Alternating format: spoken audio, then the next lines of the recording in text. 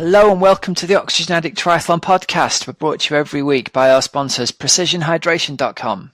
Precision Hydration offer electrolyte drinks in different strengths to match how you sweat. Personalise your hydration strategy today at precisionhydration.com and get a free box or tube of pH worth up to $9.99 using the code OxygenAddict. We're also brought to you by foodsell.co.uk.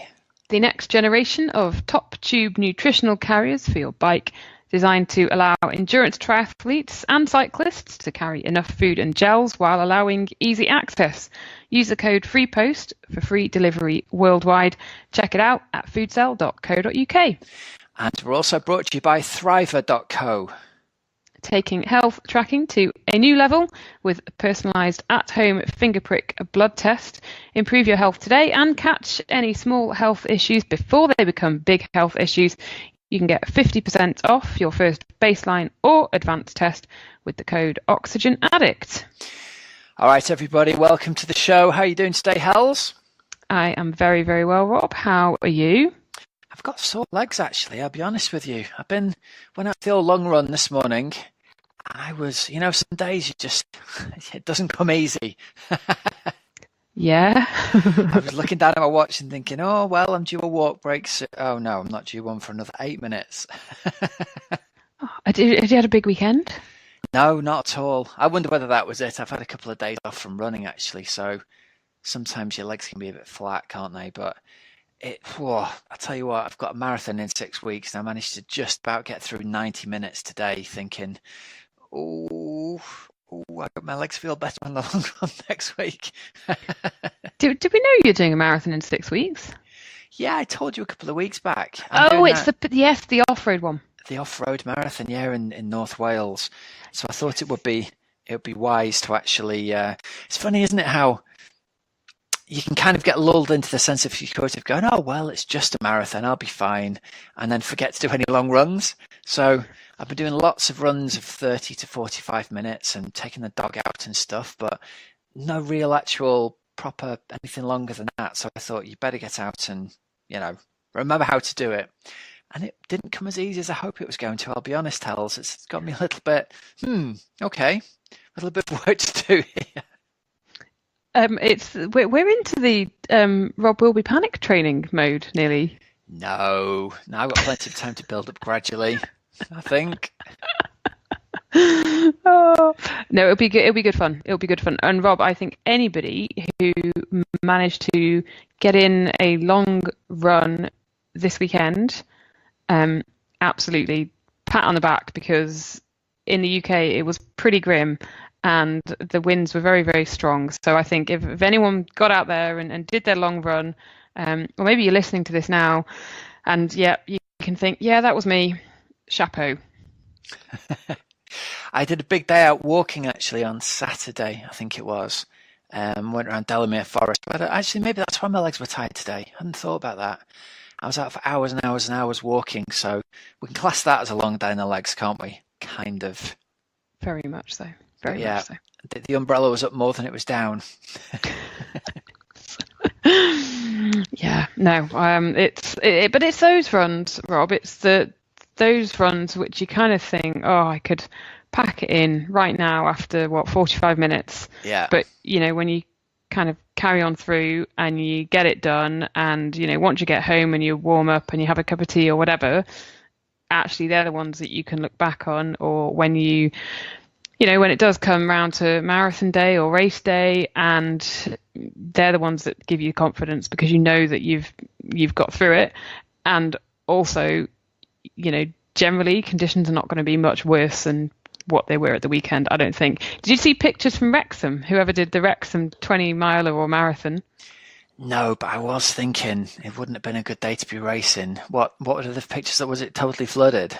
Yeah, apparently the water was sort of ankle deep first thing in the morning, and then when athletes actually got to this bit, it was pretty much thigh deep. And there's pictures of people wading, I'm not joking, like wading through. Ooh. Yeah. It would have been icy cold. And there's me thinking I was hard done to by ankle deep water at the end of my run this morning. Yeah, no, this was proper sort of wading through the water in a stretch of the run in Wrexham. It is good to remember that a bad patch always passes, or at least it can pass even when you least expect it to. And I think when you go out for a run and it's not a good legs day, you can sometimes surprise yourself an hour or an hour and a half into the run and go, oh, actually, I feel all right now. So sometimes it starts off, you're already in the bad patch when you start. It's good to sort of have that mental mindset of, this will pass and I'll feel better again later on. Yeah, and you'll always feel better for doing it. And Rob, do you have every so often, do you just have, maybe a bit like today, you just have a crap run, like, and it just, everything feels horrendous. But it's funny how actually they do become more scarce. And I'd say probably about, I don't know, maybe like twice a year, I have just a really, really awful run. Yeah. My mindset, Hells, I always just kind of go, I'm used to running feeling really sore all the time. Something on me is always niggling as I set off. So I have to battle that mindset to not think, this is awful. I remember growing up with my dad coming, for years my dad would come in, how's your run, Dad? Terrible. I remember thinking, don't really want to be like that, you know? So I've tried to train myself out of that natural propensity to go, my feet are cold, my knees hurt, my Achilles tendons are really tight. It's like, just listen to the birds. Look at this. Try and find something else that's good in it. But yeah, a couple of times a year you have a rough one and you get back and think, I'll be all right. Tells, come the marathon, I'll be all right. You'll be fine. You'll have got a few more under your belt, and the sun will be out. We'll see. I'm not sure about that. I've just got a sense that this mountain marathon is going to be. I always enter them hoping it's going to be sunny, and then I've got this sense this one might not deliver the goods weather-wise. I don't know why. I just feel like it could be an epic day out in the waterproofs. Oh my goodness. I'm going to keep my fingers crossed for you. Thanks, H. It's all right. It's no problem. Rob, coming up in this week's show, we have an interview with Sarah Crowley, who is Australian, and she is a superb long-distance triathlete, and it's a great interview in terms of balancing all that training with a really, really busy and demanding job. So listen out for that a little bit later. Good stuff. Right, we're going to kick off with some results today, sponsored by foodcell.co.uk. So if you haven't seen the product yet, you haven't got yourself one, Foodcell is a brilliant top tube nutrition carrier for your bike. You can fix it to your top tube either using Allen bolts if your bike's got them, or little Velcro straps. And the really cool thing with Foodcell is it's got a slidey mechanism on the top that you can open and close with one hand, meaning you can get stuff into it and out of it as you're riding along one-handed, which isn't one of the things you consider until you try and get something out of one of these things, and you can't do it because either the little flap's too tight or the zip's too tight. So this is really, really good in that it unslides and slides back again. The compartment's waterproof and it's really aerodynamic as well. And as well as that, if that isn't reason enough to get one, you can fit 4 of those big fat aqua gels in, or 2 really good sized pieces of flapjack, or even a spares kit into the top of it. Really cool, designed in the UK by one of the UK's better Ironman athletes. Actually, Mark's a really handy athlete and he's racing at Outlaw himself this year.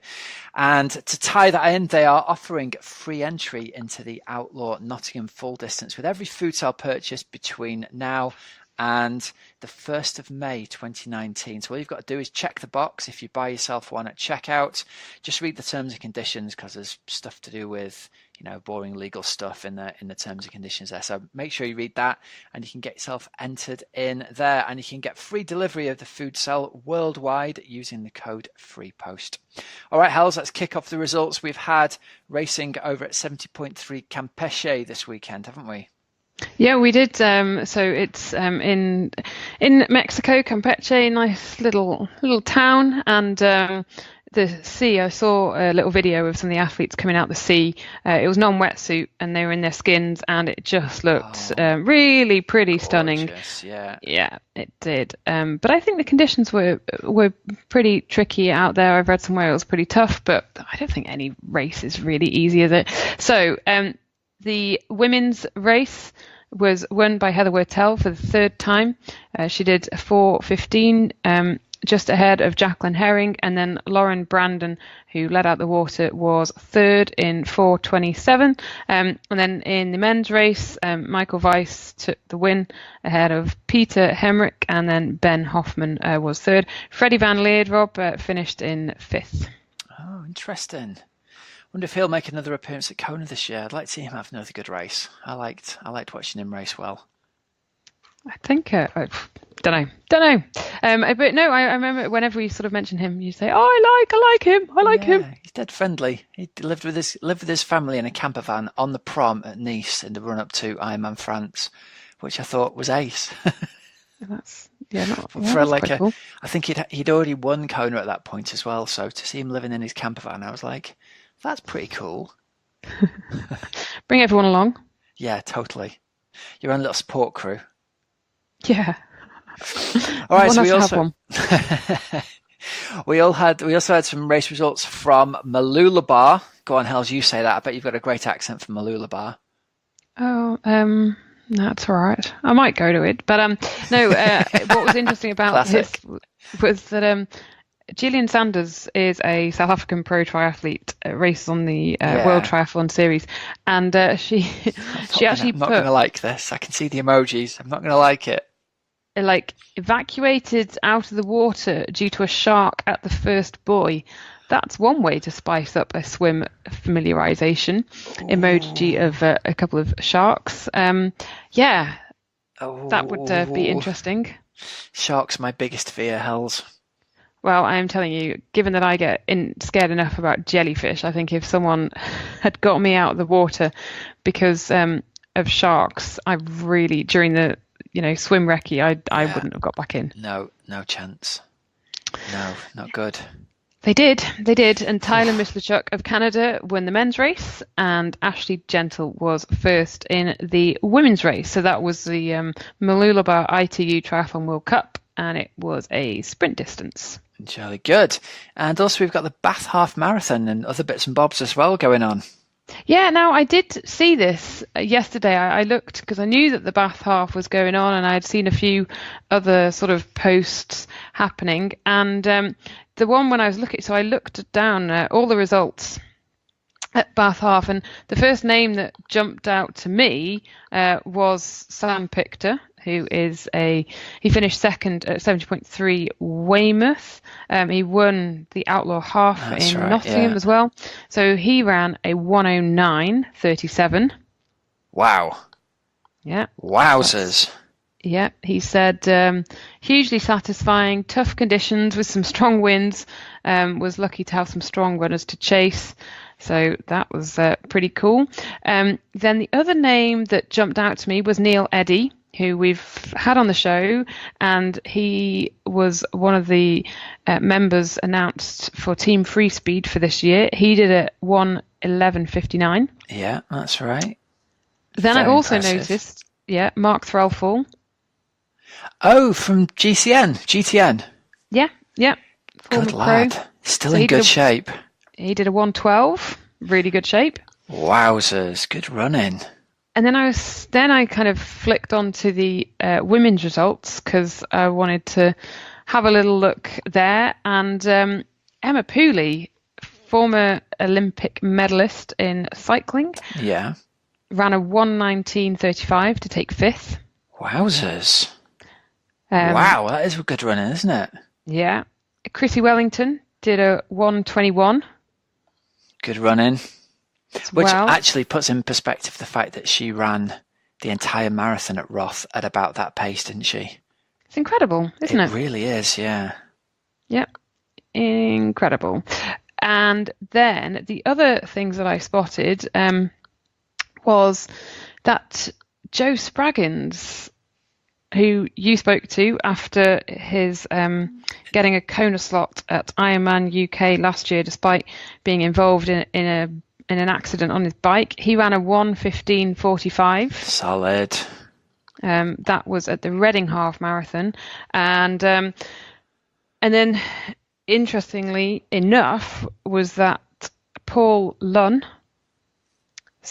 he did a PB, Rob, of 1:14. But more interesting is that his son Josh did a 1:06 at the same event. Wow. Fastest father and son team in the world. Am I right? It's got to be. I think so. Yeah, nice. I think so. Yeah. So that's quite cool, hey? Yeah, And it really that's decent. That is decent running. And he said, this is Paul Lunn, finally got my sub 75 half marathon yesterday at Reading Half with a solid 74:04. Still getting faster at 46. Wowzers.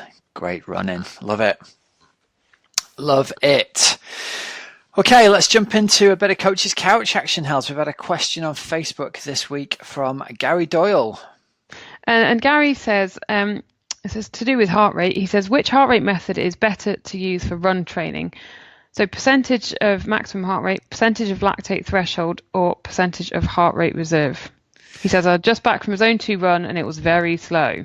Oh, well, Gary's got a good question here because there's so many confusing different methods can be used for setting heart rate zones. And it's something that's come up a lot in the Facebook group is people sort of saying, I've got into training with heart rate or pace, and I'm now even more confused than I ever was because not only I don't know what my zones are, I don't know what I should use to set them around. And please help. I'm so confused. So the first thing I'll say is if you are going to use the heart rate as a measure of your intensity, totally fine. Go with the percentage of lactate threshold, just simply because I think it's the easiest and simplest to measure. The problem with anything involving maximum heart rate is you've got to do a really unpleasant test in order to find out what that maximum heart rate is, and it's contraindicated for several population groups, including people who are getting a little bit older and those who are relatively new to exercise. So while working out what your lactate threshold heart rate isn't exactly pleasant by anybody's stretch of the imagination, it's a little bit safer. So always go with the percentage of lactate threshold. And all you've got to do to measure this is either do a race that's an hour long and take your average heart rate from that race, or in training, do a 30-minute effort and take your average heart rate from that 30-minute best effort in training. And that'll give you an equivalent sort of heart rate for your, what we'll call lactate threshold. Now, the interesting thing here is Gary's been led to ask the question by saying, I'm just back from a zone 2 run, having set my heart rate zones based on whichever one is used, and it felt very slow. So I wanted to say, look, the first thing about this is, Gary, zone 2 running will feel really slow, probably, regardless of which method you set your percentage of heart rate from, because as soon as we start measuring our pace against anything or our heart rate against anything, we realize we've probably been running a lot of the time just a bit too quickly. Most runners tend into that tempo zone if left to their own devices. So either using pace or heart rate is really good to hold you back a little bit. So don't worry about it feeling very slow. If you have got a pace measurement, a GPS watch or whatever, I'm a much bigger fan of using pace rather than heart rate in order to measure yourself, just because the heart rate's going to vary up and down, and it's going to take a few seconds to 20 seconds or so to respond to a change in pace, whereas your GPS pace will be much more quick to respond to a change in pace. So if you go to oxygenaddict.com/v, there's a pace calculator on there that you can use. Just type in the result of a recent race result and it'll give you a set of pace zones to use rather than heart rate zones, and that'll probably simplify stuff for you in the early days. You won't have to worry about heart rate at all. So if you're interested in learning more about that, you can watch our webinar on the time training system. There'll be a link in the show notes. Just click on that, but I'll talk you through all the things to do with setting your pace zones and why it's really good for you to run a bit slower than you think you need to. Cool. Okie dokes. So, interview of the week this week, Hells, sponsored by Precision Hydration. Guys, if you've not been over and taken advantage yet of our amazing offer, if you go over there and use the code Oxygenaddict, you can get £9.99's worth free Precision Hydration, either tablets or sachets. So, really great electrolyte tablets and electrolyte salts that come in different strengths depending on how you sweat. And if you're new to this and you're thinking, well, what do you mean, how I sweat? Everybody sweats in a different concentration of salt in the sweat, but also everybody sweats a different physical amount of sweat per minute, per 10 minutes, per hour, whatever. So if you go to the precisionhydration.com website, they've got an online sweat calculator. It'll ask you a bunch of questions and give you a really good lead. And it's really important if you end up in the category of a really heavy sweater. By that I mean a lot of liquid comes out of you, and you'll probably know this already because you'll be soaked at the end of a workout. Or if you're a really salty sweater, and again, you might know this because on a hot day you might look down at your cycling shorts and see that your shorts are caked in white salt, then it's a really good idea to have an in-person sweat test done, or at the very least get yourself some of their higher end, more concentrated precision hydration electrolyte salts. I take the 1500 milligram version, and it's honestly revolutionized my training in terms of not suffering from cramps anywhere near as much as I used to, and certainly not feeling really, really sick when I'm racing in the heat. So yeah, get over to precisionhydration.com and check that out. Right, Hells, who's our interview of the week with, please? So interestingly enough, Rob, it is with Sarah Crowley, who is a precision hydration athlete. She last year was the South America champion. She finished third at Kona in 2017. What's really interesting about Sarah is, other than the fact that she's really good fun, as you'll hear, and the fact that she's super talented as well, is that you are going to learn a lot about mixing that high-flying job with triathlon, because for a while she was doing triathlon with 75-plus hour weeks, working in corporate finance as an accountant. And it's really interesting chatting to her about that sort of stage in her life and how she, how she dealt with both. She switched to, returned back to training and racing full-time in 2016, and since doing that she really has gone she's going places, Rob, and so this is a really good fun interview. Here you go. Sarah Crowley, hello and welcome to the Oxygen Addict Triathlon podcast. How's it going? Yeah, great. Thanks for having me. Start of the season, so looking forward to getting things rolling this year. Love it. So, Sarah, 2 years ago, if I had sent you an email, would you have come on the podcast? I mean that in a nice way, but you didn't do a whole load of stuff. No. I think at my stage of development with tries, I think perhaps because I did get good results real quickly once I started training with my current coach, and I felt like maybe not meaning to sound rude or anything, but I actually did feel like it'd be a distraction for me at the time. For a lot of stuff, I just said no and really focused really heavily. I had 0 sponsors anyway, so no one knew who I was. But it was just didn't feel the need to kind of explain what I was doing. I just wanted to get my head down and eliminate as much noise as possible and continue the trajectory that we were on. And there was a whole heap of learning to have in terms of my training and stuff that I needed to do that was taking up a lot of my thinking and time as well. So it was mostly just to stay focused. I think in the last year or so, it's I've managed to kind of get my head around a lot of the things in the training that we do, and I understand what I need to do to keep myself fit and healthy. And so all of that stuff's becoming second nature. And so I've got a bit more time to say hello to everyone and share a bit more about myself. And are you enjoying it? Sharing a little bit more, opening up a little bit more? I think, sometimes it's always difficult. I mean, I guess not everyone has to do that or would ever be asked. So I guess sometimes people ask you kind of private questions, and, that can be awkward and difficult, I guess. But it's also, I came to the sort of realization that people, whatever they think of you or whatever you think of the world or whatever, it doesn't impact how you apply yourself to your racing and your race day. You put your pressure on yourself. So whatever anyone hears about you or you say yourself about what races you're doing or what form you're in or whatever, it actually has zero impact on how you perform. So there's no, you can take no stress away from it and just enjoy kind of learning to open up a little bit more. So yes, it's an experience for me, definitely. And do you find as well that almost as part of being a professional triathlete, full time, that you have to do it because of the other side of it, which isn't just the racing, it is that getting your brand out there and sponsorship and etc.? I think so. And also you want people to have the right sort of impression of you as an athlete and as a person. Like if you sit in the corner and don't say anything, I guess people can just sort of build their own opinion or build their own perception of you. So, it's kind of been fun doing videos with Steph Hansen at the moment, and showing a bit more of the sort of normal side to me outside of racing and everything, so people can kind of see what your values are and what kind of a person that you actually are.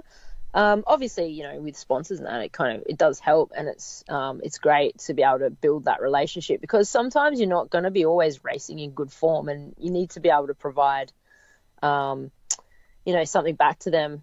And it also kind of takes off the stress of performance as well when you're doing a little bit more for your sponsors. You don't feel any weight of having to. I have my own personal expectations for my performance, but then it also for them it sort of takes away from any a little bit of the need to perhaps perform if you've say had an injury or something like this. So it's good to be able to give back a bit as well. So yeah, it's different for me, definitely. I've always been a bit introverted, but coming from an accountant background, it's certainly not something that's natural to me at all. Although I've been, I think, doing everything very systematically, and probably looks like I froth all over doing social media stuff. I actually find it very difficult. And yeah, the only way that I've sort of negated that is by kind of making it a bit more procedural for myself. So yeah, it's all a bit of a challenge, and those things help you grow as a person anyway. So yeah, it's definitely different for me. You mentioned accountancy there. So let's go 4.5 years ago. Describe a typical Monday. Okay. So Monday, I'd probably normally like to try and start the week good.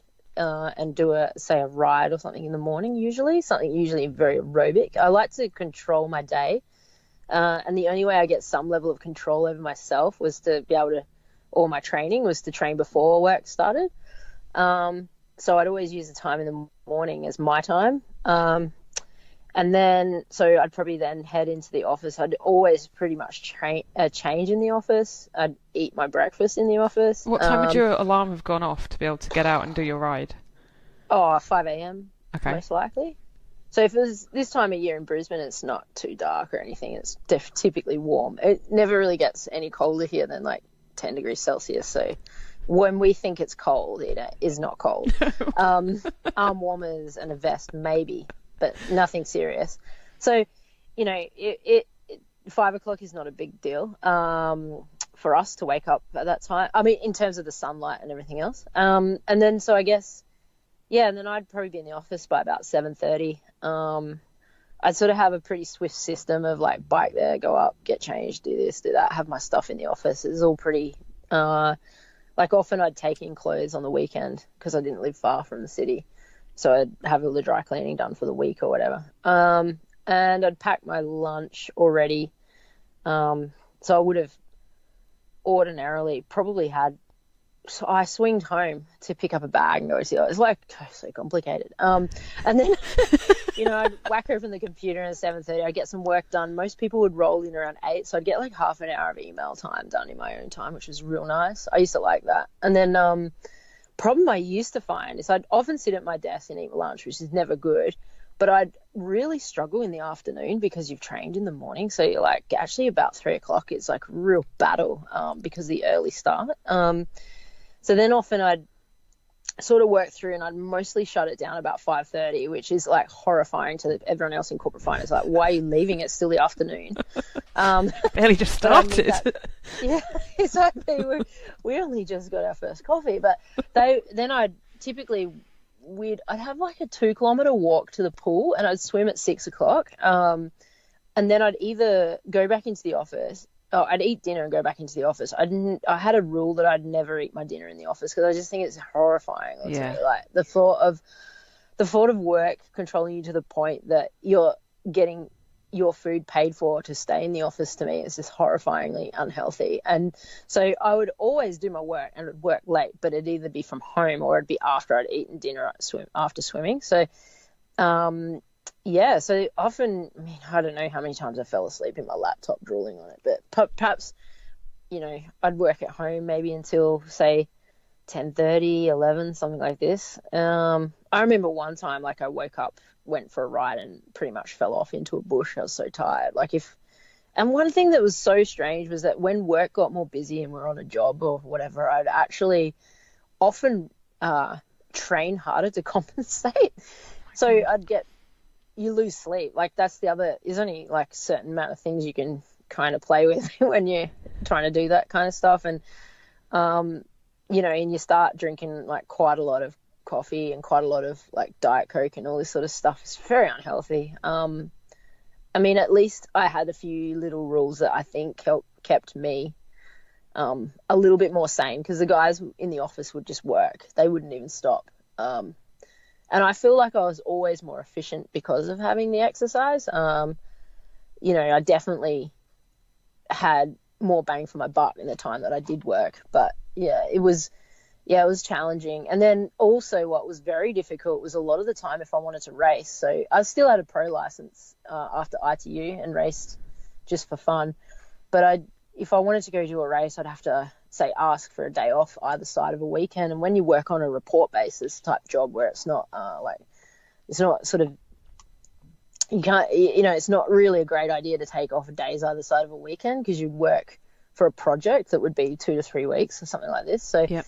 It was often hard for me to manage attending races, because it'd be like, well, you need to work this weekend because we've got to get this out in 3 weeks. And then, when something was off, you'd have a few really easy days at work where you don't come in and get some time in lieu. But it was always very unpredictable. And so it was hard to be good for races, because you don't know. And I used to find it every time I wanted to do a race well, I'd always get smashed with a job before my annual leave, because if there's a certain race I wanted to do good at, I'd definitely book annual leave, but then you'd get hit with a hard job before your annual leave, so then your training fell apart. So managing all of that was just a complete and utter nightmare, basically. And not that Deloitte's a bad place to work, because I feel like of all the places, I feel like I talk of all this stuff as if it's difficult, but they were always very flexible for me to actually go and do the training and fit the work around the training and racing and everything else, and supportive of it. So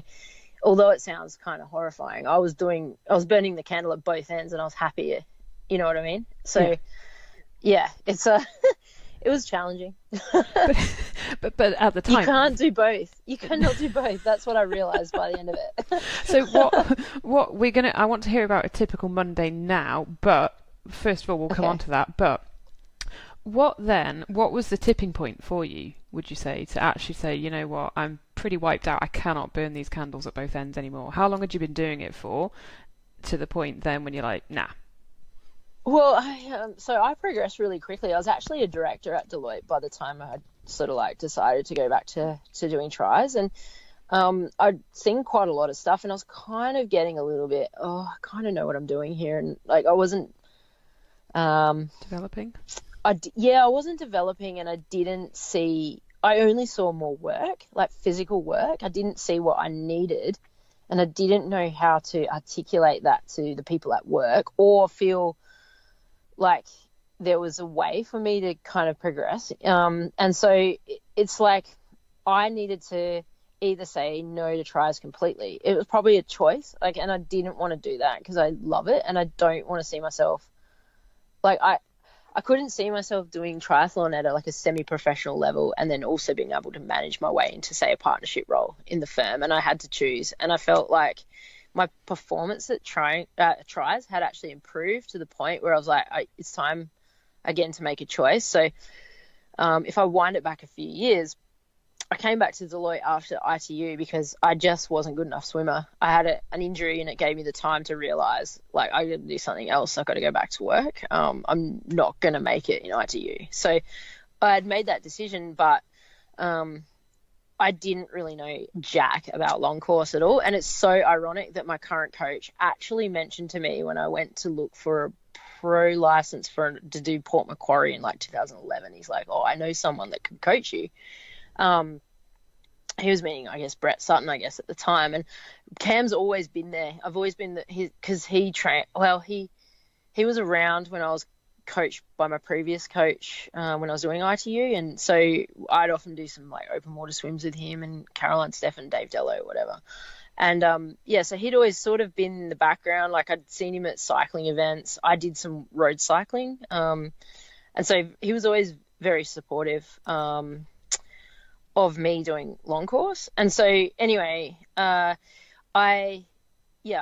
went back to work having had this injury, and I kind of raced fairly well once I sort of decided to do long course. I had a real good club here that I still am part of and participate with, that was really great for age group athletes. They got a track session, they got really well organized swims, well organized bikes sessions, and lots of people go, lots of people that work full time go. And so I actually kind of really loved the social side of it, and that kept me going with work. And so I was actually performing quite well. I think I won 2012 Cairns 70.3 was my first half win, and then I had an injury, and then so I kind of focused more on work for a while, and then by 2014 I won duathlon Australian Championship, and then I think in the next year I won like a 70.3 in South Korea again, and I wanted to do an Ironman, and I sort of did okay at that, and I started getting a lot of fourths. It was bugging me, and I'm like, I know I'm better than this. And I thought, you know what, I'm just going to, work's coming to the point. I need to make a choice. You know what, like life is too short. I'm like 30 something, like early 30s then. And I was like, you know what, it's now or never. Like if there's any one time, it's going to be now. Cam was just coming back from cycling into tri coaching. I was going through the process of like auditing who would be the best person for me as a coach. And it just, timing worked perfectly. So yeah, I think maybe if I didn't find the right coach when I was going through that process, I probably would still be at work.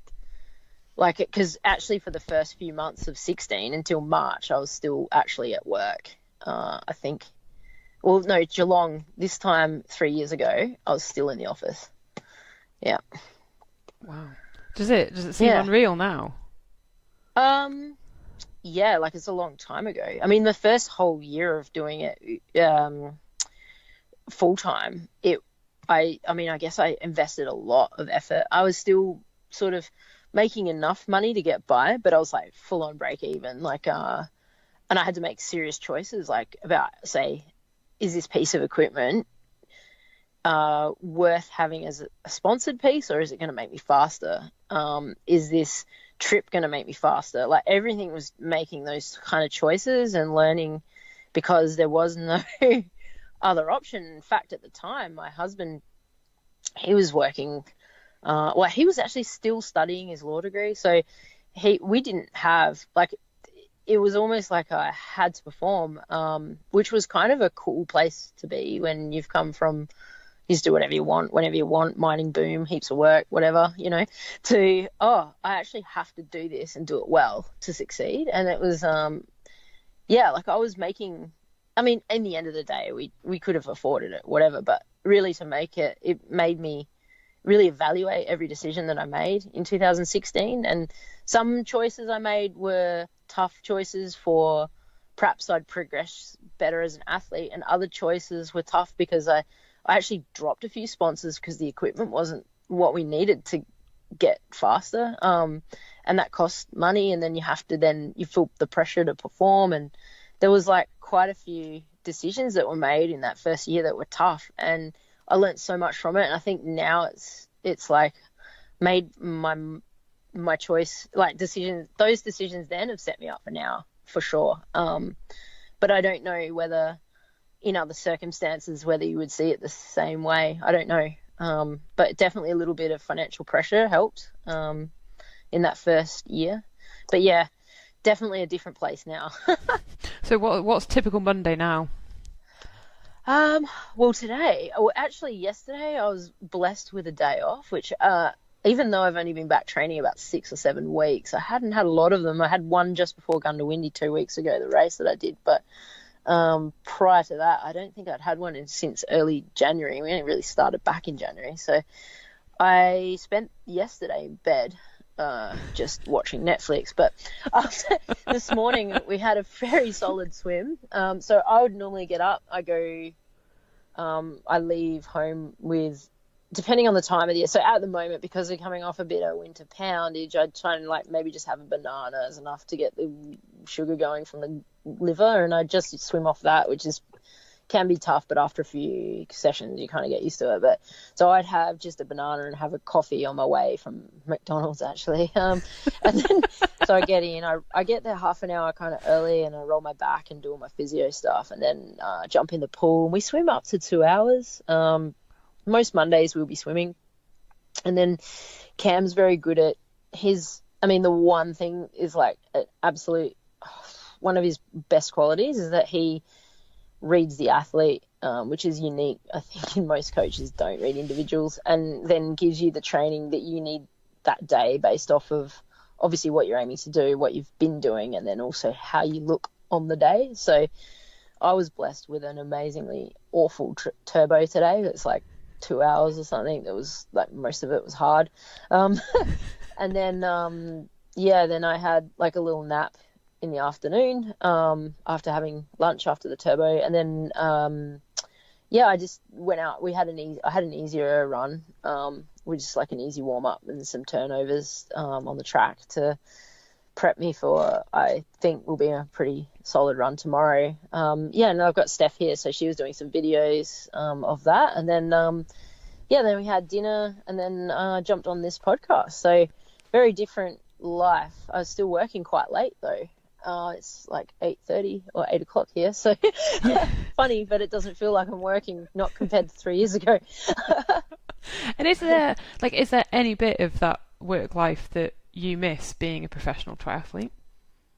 I miss I miss the coffees and the gatherings from all the athletes that also work, and the kind of shared kind of camaraderie you get from like a tri club of all people, just kind of, we're all going to train for a certain race together. Because in our group, we just all doing different races, and it's not, although we're a team and we train together and we wish each other well, it's kind of not as much of a teamy kind of thing. And so in the past, I played team sports, and kind of, I guess even at work when you're working on in a group on a project, that's pretty cool to share the experience together. And so, we do go on camps and stuff, and you kind of, you're all from the same group, so you kind of hang out, and that's nice, but it's kind of not the same because you've all got different goals. And then also, I guess, just like mental stimulation. I'm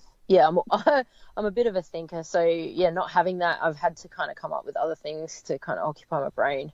And what kind of stuff have you come up with? Language learning, because that's the hardest thing for me. I'm like, it's not really, I don't know if the same side of the brain as accounting, but I really struggle with it. So I've been doing that, which is good. Which, German, am I right in saying? Yeah, German, yeah. So it's actually been one of the most challenging. Yeah, wie geht es Ihnen? Wie geht es gut? Das ist sehr gut. Yeah. Oh, sprechen Sie Deutsch, huh? Nein. Oh. So, that's about as good as you're going to get from me, by the way, in the German speaking. Did it for a year.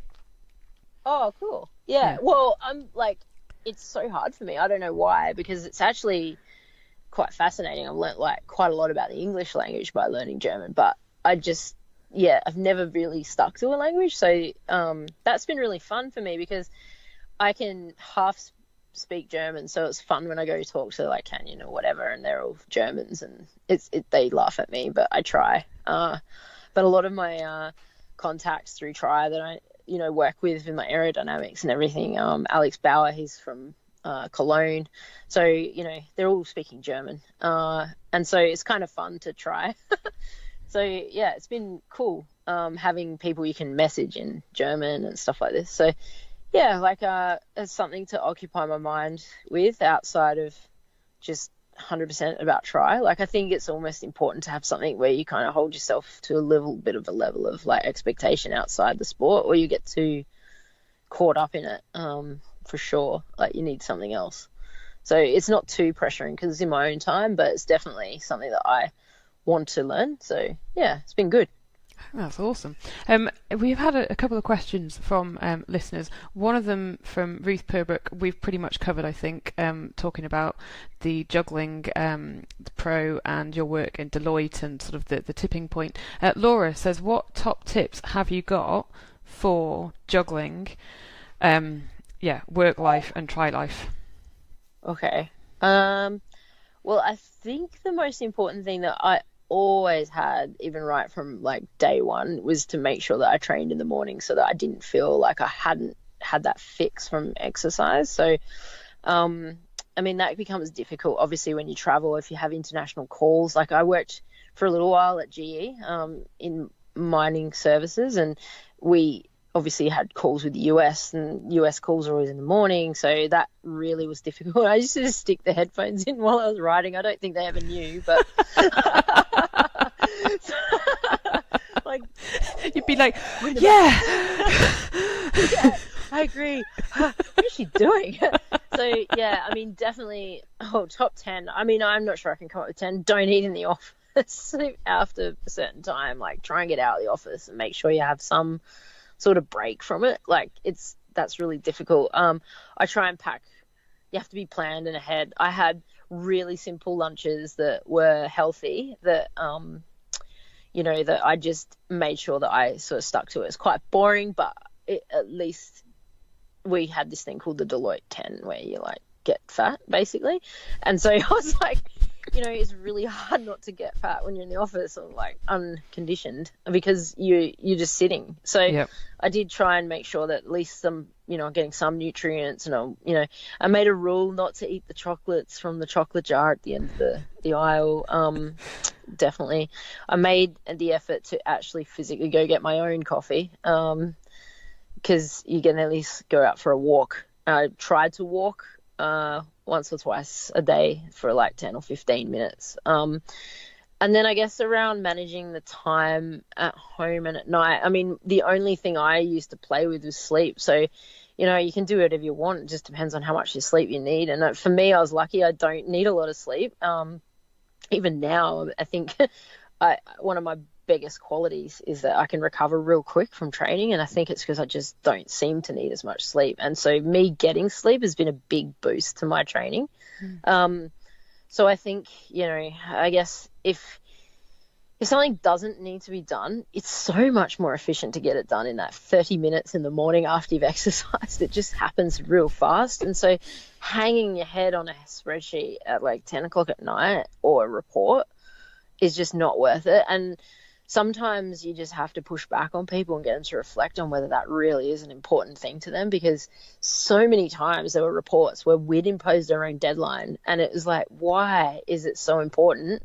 I understand discipline and everything else, but when it's 10 o'clock at night and we're talking about spelling mistakes or nudging, pictures in columns, it's like, this is not going to happen quickly, or even probably not going to get it right, when you can just do it in like 10 minutes in the morning. So, and then you have to just really, I guess, one key thing is to never mess it up. Like, if you're going to take the lead and take advantage of the, I guess, generosity of workplace to allow you to have some flexibility, just try to never mess it up. Like, always deliver is like, and then you will always get that choice.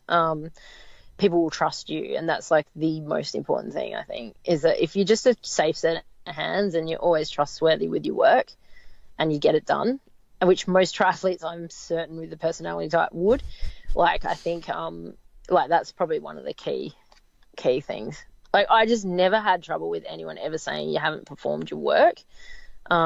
It was, the only stress was myself trying to work out how to each day get it done without having to like redo work and those kind of things because you're tired. So yeah, it's never going to be easy. I don't think there's an answer.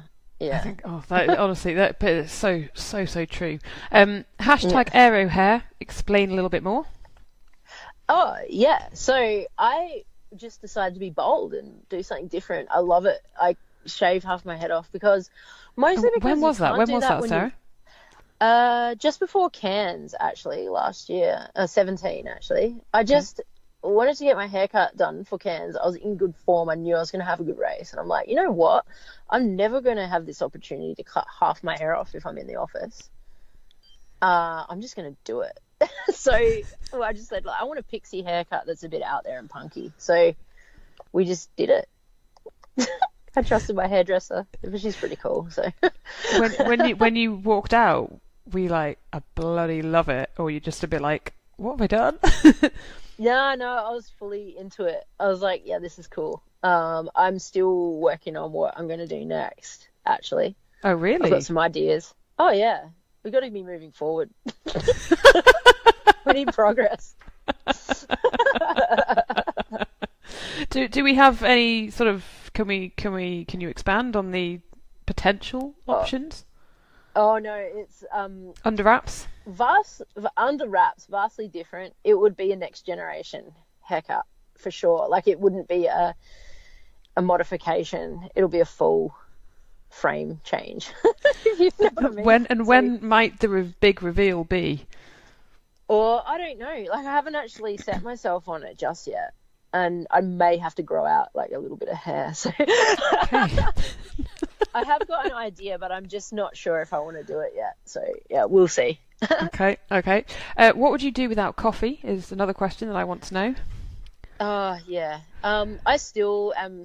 I think I've got a habit that I developed obviously in the office, and I do drink quite a lot of coffee. But I do feel like it's a very useful tool for training performance because, you know, it just gets you ready mentally. You know, it just sparks you up a bit. So yeah, I don't know what I'd do without coffee. I mean, I'd be horrified to be stuck taking a no-dose tablet to get my caffeine. I don't know. I guess Red Bull or some other kind of thing to get that effect. Maybe lollies. I don't know. Does it mean there's no caffeine in the entire world? I don't know that question. I think we'll find that there is caffeine in the world. So I think you're all right with that. Okay. Yeah, I just have to find it some other way. Yeah. I was just thinking if you're going to, yeah, if you go to Mackie D's for a coffee, I mean you can't be fussy. We have cafes here. We're the only places in the world, I think. They're actually barista coffees in McDonald's. It's not like a foam cup.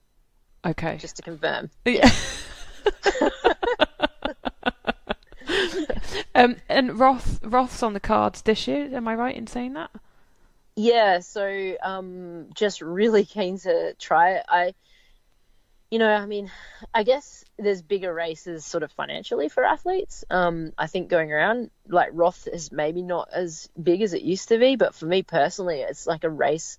When choosing which race I wanted to do, it was like totally on the cards. Like, I've always kind of wanted to do it. And I feel like I learned maybe from Argentina that although it seemed weird to do Argentina at the time, like, I just wanted to do it, and then I performed well. So I was like, you know what? If you've got that feeling about a race, it's like really good to go with it, because a lot of racing is psychological, and I'm just really excited to see what it's all about. It's such a historic race. And yeah, it's always been on the cards, and I had the opportunity this year because of qualifying for Kona already, to give it a blast. And then Kona will obviously be the main target for the year, I guess. Yeah, always. It's just it's like this pursuit of excellence in the hardest race of the year at the heart, like timing your performance to be perfect on the day. It's like almost impossible, but we try. And that would make me so happy if we could just get what I've had in some races that probably people don't even know about. Like, so I would say if you looked back over the last 2 years, I did a race in New Caledonia and I just flogged it, and I raced so well, like ran as far, like very, very fast. And then I raced real well in Penticton. Had, I think, a 1:55 30K run split. And I just haven't had like maybe the timing perfect on, although I've had really good races, I haven't really got it spot on just yet. So yeah, to be able to get that day, and also I'm still progressing as an athlete. Like, you know, I'm getting stronger. I'm now starting to see signs of me being able to reach my running potential off of hard bikes, which, you know, for the first year it was like I had to be very considered the whole time. And then last, say maybe towards the end of 17, say Kona 17, I could carry through a strong run, but it was still strong. Whereas now I can actually belt myself and give it everything on the bike, and I'm still coming out with like these really quite good runs. Like for instance, Gundy was the example of that, and also Argentina, I think. So yeah, like, I mean, that's what I want to see. And that's the next level for me, I think, is to get the run to its potential off of very hard bikes, which is the level now, I think, for sure. Exciting, Sarah, isn't it? It's cool when you've been working so hard and there's still like I don't know what I'd do with myself. Like, I'd have to reconsider what I'm doing if I didn't see a place where I could progress or improve. So obviously I still got room for improvement in the swim. It's not transferring everything at the moment quite from the pool. And I think maybe that's confidence. So I just need to race a bit more. There's still room to improve on the bike. There's still room to improve on the run. So it's like exciting. But yeah, definitely if that was like not where a consideration, then, you'd have to be reconsidering what you're actually doing. But I just love what I'm doing at the moment. It's fun. Life is good. It's it's pretty cool trying to just get the best out of yourself every day. I think it's a enjoyable thing to have as a job. For sure. Love it. My one final question is the sunglasses at the moment, the sunnies. They look a little bit more like ski goggles. Yeah, they actually are. So they genuinely are ski goggles, but with like they're ski sunglasses. So they have like a sweat foam thing across the forehead. Okay. Yeah. So they're I think it's the wind jacket. And you sort of like trialing them, like what? So why have you opted for like the ski rather than say like a standard pair?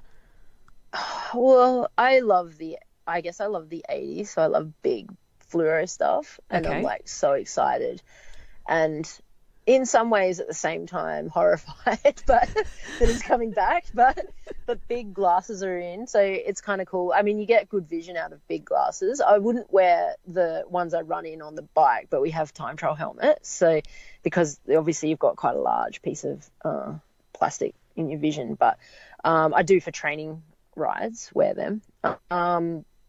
You got the extra little bit of foam there to to get some sweat, but no one knows what's going on in there, in behind the welding mask. But is that part of it? Is it almost like part of it that sort of you can like be in your own little world? Yeah, totally.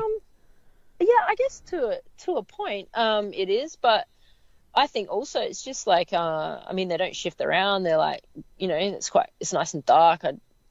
Provides like the little bit of the sweatband type thing without having to wear a sweatband. It's kind of they're just cool set of sunnies. I like them. I mean, if I've got a few that are kind of big, I guess I like big ones. They sort of sit nice on my face. Although I have seen some circular sunnies coming out, so I'll probably just wear them. I don't know. I like to be progressive.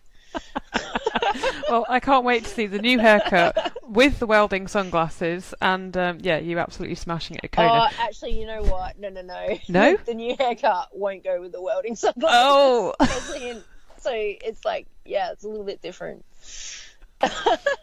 Okay. It's good to know. Right, Sarah, it's been a pleasure. Yeah. Thank you so much. We can't wait to see the hair. No trouble at all. So Roth and Kona on the cards for 2019, Rob? My mind is still boggling at the idea of a 75-hour working week and training alongside that as well. I was trying to do the maths and thinking that's something like 13 hours a day, 5 days a week, isn't it? Yeah, or even 10 or 11 hours a day, 7 days a week, and fitting training in around that. That's quite unbelievable. Yeah, well, I know another person who we have spoken to who has similar working weeks and really has to balance and manage her time is Ruth Purbrook. She does crazy work in the weeks. Wow. Yeah, and still, in terms of age group racing, she is right there at the pointy end of it. It goes to show, doesn't it, that you can do this stuff if you organise your time right. If you've got yourself with enough, I suppose it takes a huge amount of organisation, but there's not really any excuses for me trying to fit my long run in, is there, if other people are doing it around a 75-hour working week? No. And it all comes down to choice as well, doesn't it? Yeah, absolutely does. Massively choice, because if you are working 75 hours a week and you're training, then you're probably not doing a whole load of other stuff. Choose to work less than 75 hours. That would be my advice to you. Let's find a little more balance in the working week. Wowzers. Yeah, but it does though, doesn't it? It comes down to complete choice, and I think as well,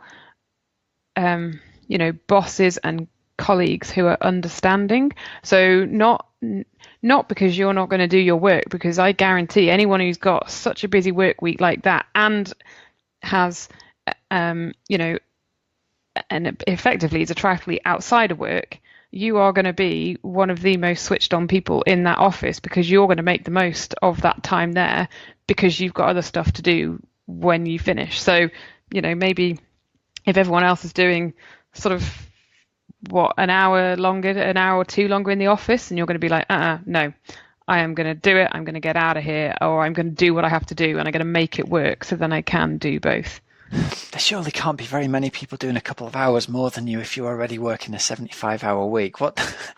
People must be sleeping in the office. No, but they do though. They do though, don't they? And that's the choice that then you would. Do you know what, Hels? Here's my public service announcement to the world. If you're currently working a 75-hour week, please go and get a coffee and have a little reevaluate what you're doing with your life. That's hard, man. But that's the world of sort of corporate finance and corporate banking, isn't it? And people do, it is all nighters in the office, or you're sort of there at the desk at 6 a.m. You probably don't come home till, I don't know, 10 p.m. or whatever. But then maybe, I don't know, maybe you make your money. I'm all about encouraging people into finding more balance. It breaks my heart, Hels, it really does. Choices. It breaks my heart. Isn't it? Yeah. Yeah, not for me, but it is for other people. So there you go. That's cool. All right, so we've got a few bits and bobs of news, haven't we, before we finish up today, who are sponsored by our relatively new sponsor, Thriver.co. We've talked about these on the last couple of shows.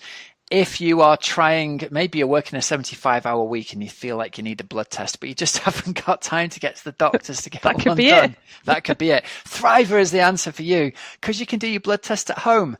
Really? You think? Can you really do that? Because that sounds complicated. Well, it's not. They send a little cardboard box through the letterbox. You open it up and it's got a little clever finger stamper thing, and you go blook. And then you squeeze a few drops of blood out into a little tiny weeny test tube thing, put the lid on, label it with your name and stick it in the post and send it back to them. And in 24 hours, you get the results of your blood test back. I've done one. I've been super impressed by the results of it. It revealed to me really low levels of vitamin B12 and vitamin B. No surprises, Hels, low vitamin D in the wintertime, I suppose. But I felt a bit better since supplementing with B12 and vitamin D. So I've been dead impressed with how simple the online portal thing was to use and to learn about. And honestly, it took 5 minutes from opening the box to do the finger blood test strips and then get it into the post box. So it was almost no time at all. So if you're thinking that you've got some health issues going on, or even you want to just have a cholesterol test or something done, Thriver.co is the answer for you. Check it out and you can get 50% off your first baseline or advanced test with the code Oxygenaddict. All right, Hels, what's going on in the world? So first up, there's seems that it's like every week there's a new announcement, but there's a new 70.3 event, which is going to be 70.3 Sao Paulo on November the 10th of this year. So, yeah. Did you ever get to Sao Paulo when you were down that way? No, I didn't get to Sao Paulo. It says it's one of the 5 largest cities in the world. It is. So wow, I think city centre racing, huh? Well, this is it, city centre racing. I think I would go for a coastal one, smaller one anytime. But then, hey, catering for everybody. Wouldn't we? Yeah. Then the other bit of news, which I spotted over the weekend, Rob, is that George Peasgood, who is part of the British Para Triathlon squad, he competed at the Rio Paralympics. Really, really lovely guy. He won silver on the track this weekend at the track paracycling world championships, which is amazing. And he basically says he says, I'm not sure what to say about silver in the world. Absolute honour to come out with the squad, especially as I have to do all my tri training with Coach Bex. And he said, and then to perform on the second biggest stage without a taper. So yeah, he basically went into that, no taper, and came away with silver, which is really good. And I think bodes well for Tokyo 2020. Doesn't it just? He got his pick of the events. Yeah, no, so it's really, really good. I'm really pleased for him. And nice. I think he's just been getting better and better, Rob, and he's been working closely with like the Hoob Watt Bike and Hoob Design people to help him get that time down. Nice stuff. So good work. Cool. Well, what have you got lined up for the rest of the week then? Rest of the week is going to be doing bits of lots of work, bits and bobs, different bits of work, Rob. Try and keep on 75 hours, Hells. That's my advice to you. Yeah, all of that. I'm all over the 75-hour week. No, I'm not. Really not over the 75-hour week. So I won't be doing that. But I will be doing lots of work and, bit of swim, bike, run. Good. Love it. All right, let's wrap it up, shall we? Thanks very much for listening, everybody. We've been brought to you by precisionhydration.com, foodcell.co.uk and thriver.co. And until next week, have a great, safe training and racing week, and we shall speak to you all again soon. I'm Coach Rob Wilby. I'm Helen Murray. And take care, everybody. We'll speak to you next week. Cheers, everyone. See ya.